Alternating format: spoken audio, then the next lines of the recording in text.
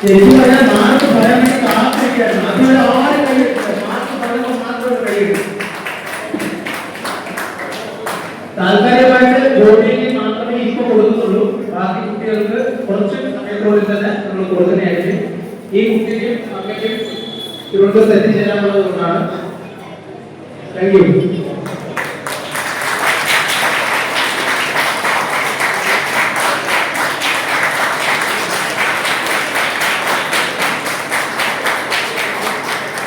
ഗോപിക ഒരു 2 വാക്ക് പറഞ്ഞിട്ടേ പോവാണ്.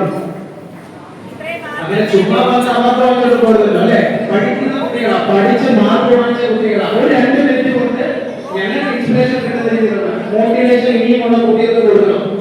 അതിനു വേണ്ടി ഒരു 2 മിനിറ്റ് എനിക്ക് 40 ദിവസം ഇനിയുമുണ്ട്.